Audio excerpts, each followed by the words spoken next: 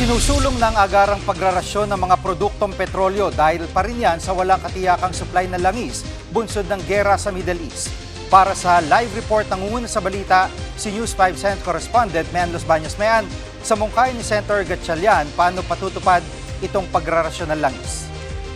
Jiggy, liwanagin muna natin, ano? Nangyari nga yung fuel rationing na yan na iminumungkahi ni Senator Win Gatchalian, ibig sabihin, lilimitahan yung dami ng petrolyo na pwedeng ibenta sa ating mga kapatid na motorista. So ano bang layunin yan? Siyempre, para nga tayo makapag-save ng ating supply ng langis, ano? Pero, bagamat wala pang detalye, Jiggy, kung paano ba yan gagawin, sa nakikinikinita daw ni Senator Gatchalian, dapat mas malaki yung ilaan na produktong petrolyo doon sa mga negosyo at mga trabaho na yan yung pangunahing ginagamit. So for example, jeep, TNVS, mga taxi. And then, para sa kanya, dapat kung magpapatupad ng fuel rationing, dapat exempted dyan yung mga essential services. So for example, ambulansya, fire trucks, mga police, at yung Philippine Coast Guard. So pinaaaralan ni Senator Gatchalian yung agarang pagpapatupad nitong fuel rationing na ito. Dahil anya, kailangan talagang magbawas ng hanggang 50% ng konsumo ng supply ng langis para mas mapahaba pa nga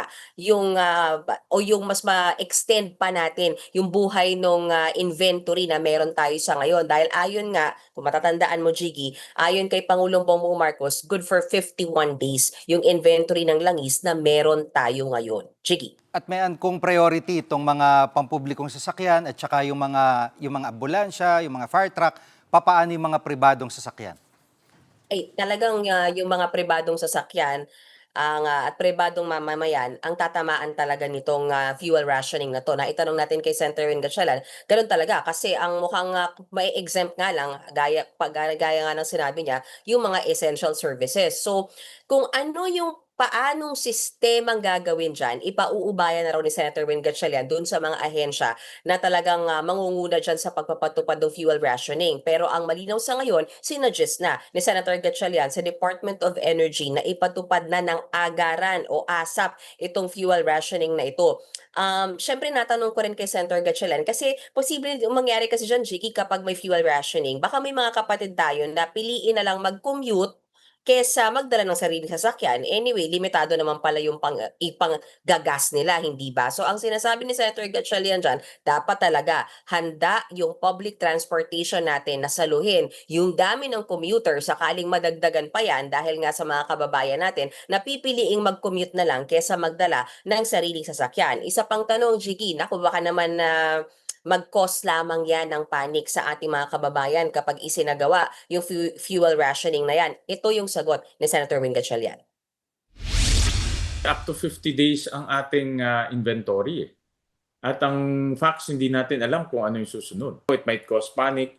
But kung dumating ang punto na wala tayong papasok na petrolyo, mas malala yung magiging problema. Kung mayroon tayong mga assurance na makakakuha tayo ng supply for after 50 days, then hindi na kailangan mag-ration. Kaya maraming bansa na, hindi naman tayo lang. No? Ang pinaka-latest ay Indonesia, nagra-ration na sila. And more and more countries. In fact, ang Pilipinas, hindi rin tayo bago dyan. No? Noong 1970s, ginawa rin natin yun. Jiggy, aside from us, tayong mga private individuals, syempre tatamaan din yung fuel rationing na yan pag isinagawa yan yung mga politiko mismo. At alam naman natin, ang ilan sa kanila, pagkahaba-haba ng convoy kapag sila po'y bumabiyahe. Kaya ang suggestion nga ni Senator Gatchalian, wag na munang magmahabang convoy yung ating mga politiko para iwas din po at makabawas din sa produktong petrolyo na kinukonsume nila. Jiggy. At mayan nabanggit ni Senator Gatchalian yung 1970 fuel rationing. Paano to pinatupad noon?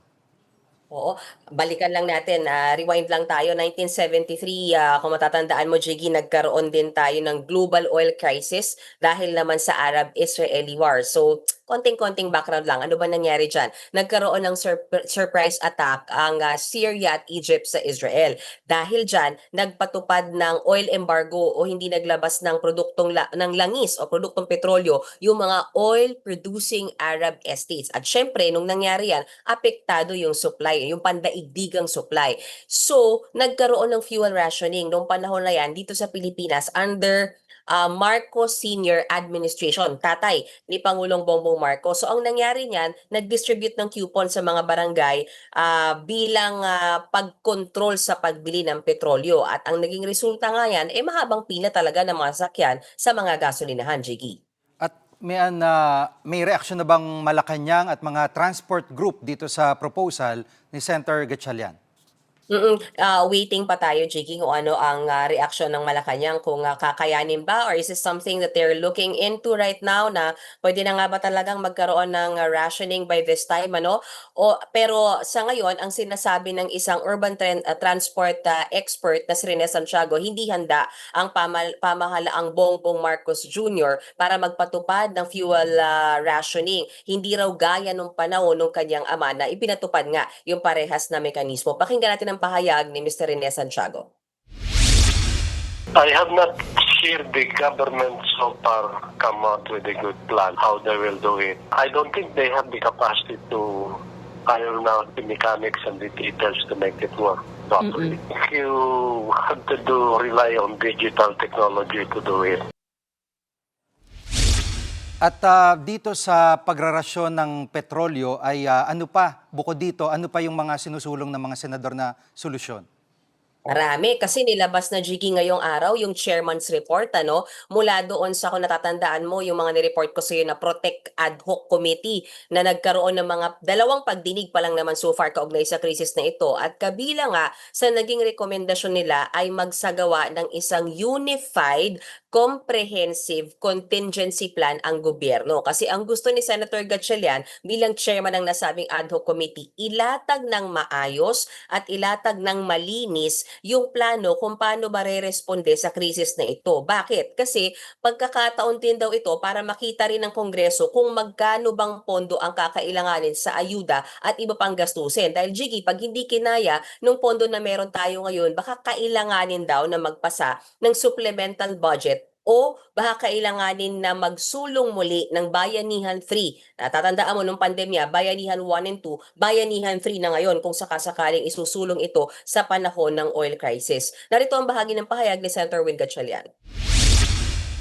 In an event na humaba at in an event na tumaas pa yung presyo, kasi may mga, di ba, nakita ko sa news, pati yung Red Sea, sinasara na ngayon. So, kung sinara mo yung Red Sea, di talagang wala nang pagdadaanan kahit anong langis galing ng Middle East. So, yan ang worst case scenario natin.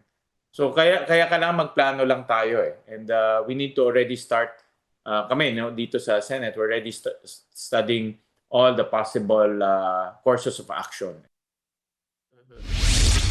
Some other recommendations, Jiggy, ang sinasabi ng ad hoc committee, dapat magpataw din ng price cap sa mga produktong petrolyo, lalo na kapag nasa state of national emergency itong ating bansa. Nariyan din yung pagpapataw ng windfall tax sa mga kumpanya na sobra-sobra naman ang laki ng kinikita sa panahong ito ng krisis. Itinutulak din yung VAT exemption o pagtanggal sa VAT doon sa mga ini-import nating petrolyo kasi magpapababa rin talaga yan ang presyo sa mga produktong petrolyo, diesel man o gasolina.